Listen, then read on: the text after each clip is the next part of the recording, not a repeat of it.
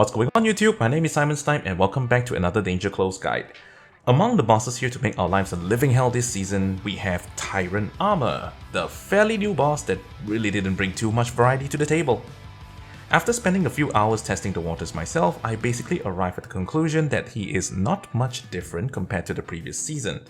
Watch on and I'll explain in detail why and how to beat the boss. Oh, and I also have one very important tip regarding resetting your entries. It will be at the end of the video, so make sure to stay all the way to the end.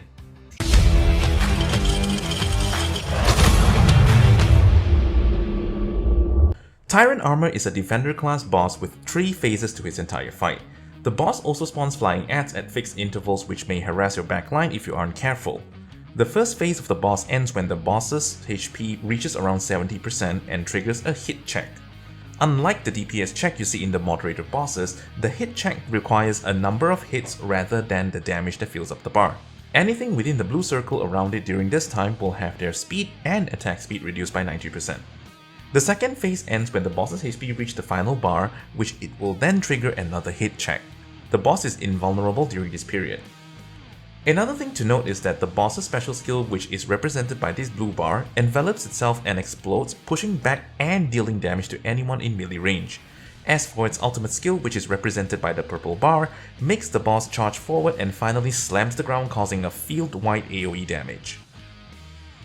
There are actually 2 ways to beat the boss. You either speedrun it and kill it around 1 minute, or you use a slower strategy that kills it while avoiding as much damage as possible from its ultimate throughout the fight.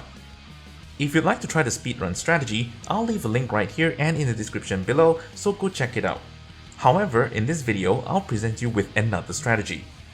Assuming you do not have duplicates of most units, I will use mostly counter units and save the soldiers and mechs for the other boss, which is borderline cheating hard. Speaking of which, the other boss in this season, Nervia, takes on a whole new perspective of unit choice and deployment strategy. It is currently in progress right now and should be released soon after this video is uploaded. Make sure to subscribe to the channel so that you'll know as soon as it is up. Trust me, it's really different. For this strategy to work, you'll need the following units. Awakened Hilde for shields, valid hit absorption and frontline tank. In the event that you do not have this unit, the alternative is to have a defender like Serapel or Liumi and a unit that can apply shields to your team manually like Arius or Sigma Operator. The next unit you need is Chifuyu as the secondary tank and defense shredder. The alternative to this unit would be Roy. For DPS, you will want Awakened Soyun as your primary choice, and if you don't have her, you can probably use an alternative like Kim So-bin. The third unit you need is actually Ingrid. However, if you're using the ship Razangri, you do not need to use this unit. As for the DPS supports, you can use Yang Harim, Doma, Soyun, and Shinjia. Other alternative supporters that can replace Shinjia is Hilde, and Doma would be Terminator. However, they are quite difficult to pull off due to the deployment cost difference, but you can still try definitely. As far as gears are concerned, you want the best CDR set on Yang Harim, and awaken Soyun with as much anti-ground damage or anti-defender damage as possible. You should also have your best tank gear on Awakened Hilde. Every other supporter should prioritize anti-defender stats or skill haste, whichever you may have. The ship you want to use would either be Razangri if you do not want to use Ingrid, and Enterprise if you are using her in your team.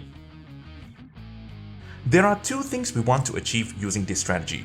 Number 1, redirect the boss's ultimate skill using either Razangri's shield or Ingrid. Number 2, you want to give your team, or at least the backline, a shield before the boss ultimate ends. At the beginning of the battle, drop your Awakened Hilde on the far left of the screen and then Awaken Soyun in the middle when you have enough deployment resource. After that, you want Yang Harim out to provide support and charge up her ultimate as soon as you can. You then have approximately 2 deployment resource amount of time to deploy Chifuyu after that to sub in for Awakened Hilde. Depending on your gear, it might differ a little, but at this point your Awakened Hilde should be very close to dying or is already dead. You can however try to use Yang Harim's ultimate to keep her alive, and if possible, also give your team an attack buff to do some damage. Here's where things get a little tricky. You have 3 deployment resource points left to deploy another unit, and then you want to save enough to redeploy Awakened Hilde when the time is right. Pay attention to the boss's ultimate bar. When it is right about to get full, you want to either drop Ingrid or Razangreaves' shield behind the boss to redirect him to the back. Once the boss starts casting the ultimate jumping to the back, redeploy Awakened Hilde for a team-wide shield to tank the AoE damage before the boss ultimate finishes. After this point, all you need to do is finish deploying the other units and just finish the fight, hopefully before the second ultimate skill. However, if you do reach to the second ultimate skill, do the same thing and you should be fine. And that's it for this strategy for this season. Generally speaking, the way to kill the boss is similar to the previous one due to the fact that the debuff doesn't change how your frontline takes damage much. So if you're comfortable using last week's strategy, feel free to give it a shot. Oh, one final tip I'd like to give about resetting your attempts. Remember, the safest time to reset is after you use your entries latest on Saturday. This is so that you have enough entries left to finish both the bosses and one more day worth of entry to improve your scores if you want to. And that's about it for this video. At the end of this video, I have included a raw footage of the complete run using this strategy, so if you'd like to refer to it, feel free to stay to the end. Hope it helps for this week's season, and I'll see you in the next one. Bye!